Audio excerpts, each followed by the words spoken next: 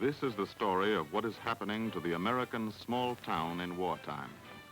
The town is being invaded. The invaders are not enemies, but friends. Americans, people from the farms, the mountains, the faraway cities and villages.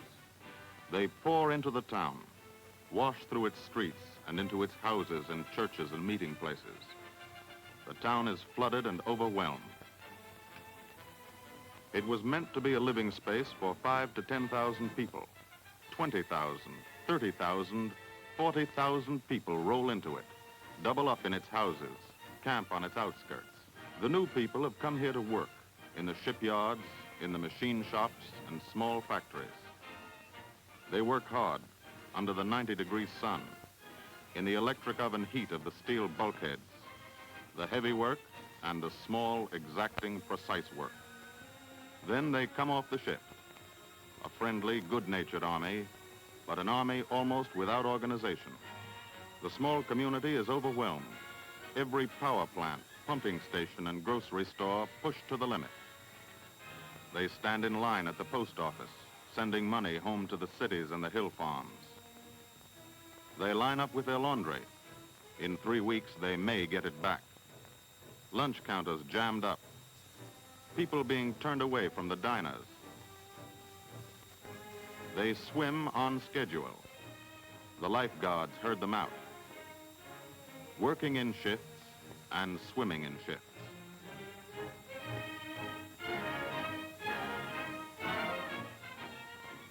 Some new housing has been put up. It's comfortable enough, but the people haven't been able to get together yet. They live in their separate cells. People need other people. They need a get-together. A little fun, a little swapping of talk and goodwill. They want to feel that they belong. The new community, the community of townspeople and new people, has not yet been built. The people must build it themselves, all the people. They jam into the juke joints, play pool when they'd rather be playing baseball. One shift and then another shift, with nothing much in between. Sometimes it gets to be too much. They decide to try another town.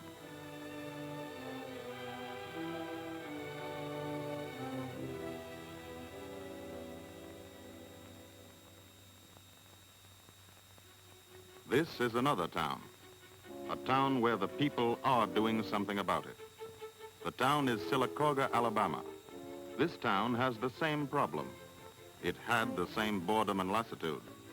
People were always thinking about getting out of it. Now they've changed their minds. They're doing something about it. They're getting together. The mayor, the city manager, the civic leaders, army officers from the nearby posts, people from the plant, a man from the Division of Recreation of the United States Federal Security Agency. He's seen this problem before. He knows how to help people get it in hand, but the people must do it themselves. They are doing it. They hunt up rooms and boarding places for the newcomers.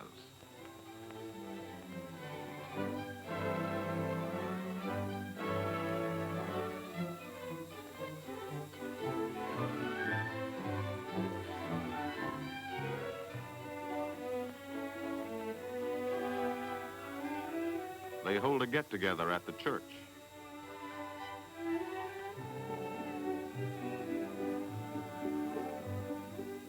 The local police help out as guides and advisors.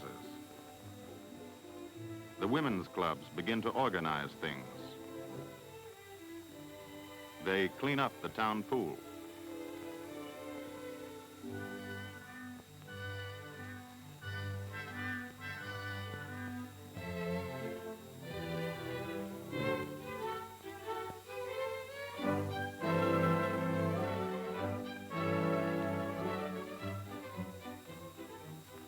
Tennis, Red Cross work and the rest. Sports are good for people, and the Red Cross work is essential.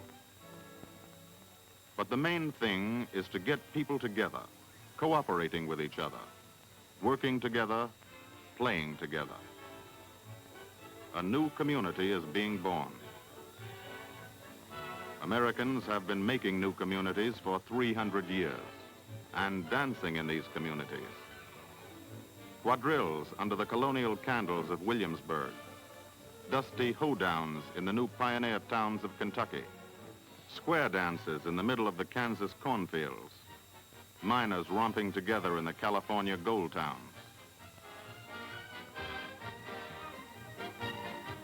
Recreation hall games instead of shooting matches.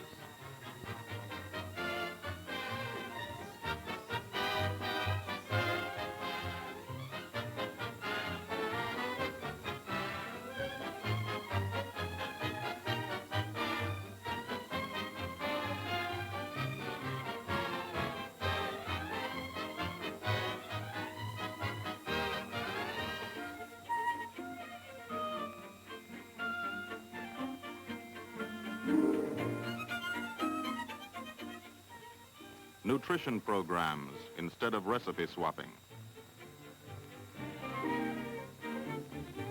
But the impulse is the same. The tradition is the same.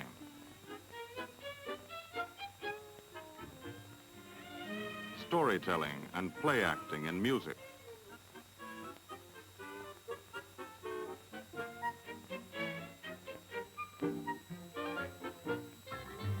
The Negro Boys and Girls Band. They hit it on the beat and take it on down.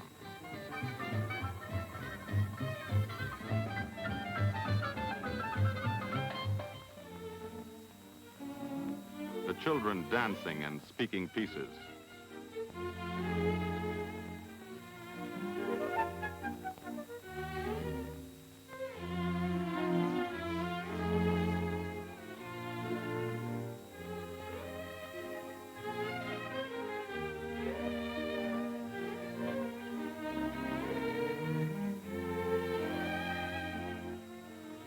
The mothers and fathers looking on.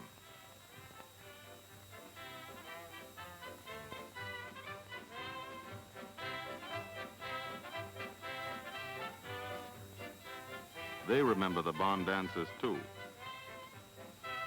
Davy Crockett and Abe Lincoln kicked their heels in these dances. The Americans haven't forgotten how. Pop goes the weasel and turkey wing and the soldier's reel. One community did this, one town full of people who belonged there and people who wanted to belong made a new community. Other towns are doing it everywhere in America. Americans finding out how to get together all over again, a good thing in wartime and a good thing afterwards. Now they have a life in common. Now they have something to look forward to. Nobody needs to be walled off or bored or lonely. They go back to work. Every man on the shift is a neighbor and a friend. Every man on the shift knows that he belongs.